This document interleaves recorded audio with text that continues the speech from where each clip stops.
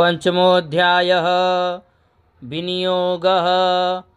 ओम अस्य श्री उत्तरचरित्रस्य रुद्रऋषिः महासरस्वती देवता अनुष्टुप् छन्दः भीमा शक्तिः भ्रामरे बीजं सूर्यस्तत्त्वं सामवेदः स्वरूपं महासरस्वती प्रीत्यर्थे उत्तरचरित्रपाठे विनियोगः।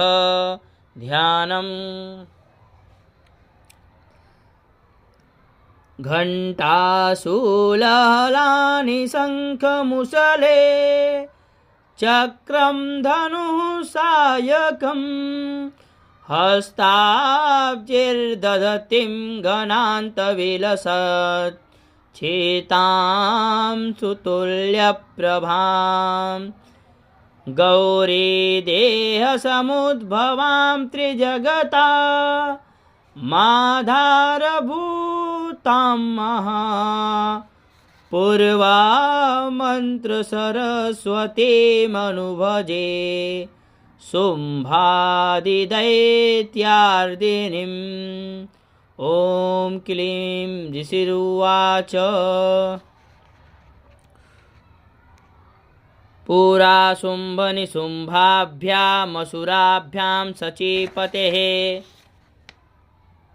त्रैलोक्यं यज्ञभागाश्च हृता मदबलाश्रयात् तावेव सूर्यतां तद्वद्धिकारं तथैन्दवम् कौबेरमथ याम्यं च चक्राते वरुणस्य च तावेव पवनर्धिं च चक्रतुर्वहनिकर्म च ततो देवा विनिर्धूता भ्रष्टराज्यः पराजितः हृताधिकारास्त्रिदशास्ताभ्यां सर्वे निराकृताः महासुराभ्यां तां देवीं संस्मरत्न्यपराजितां तयास्माकं वरो दत्तो यथा पत्सुस्मृताखिलाः भवतां नाशयिष्यामि तत्क्षणात् परमापदः इति कृत्वा मतिं देवा हिमवन्तं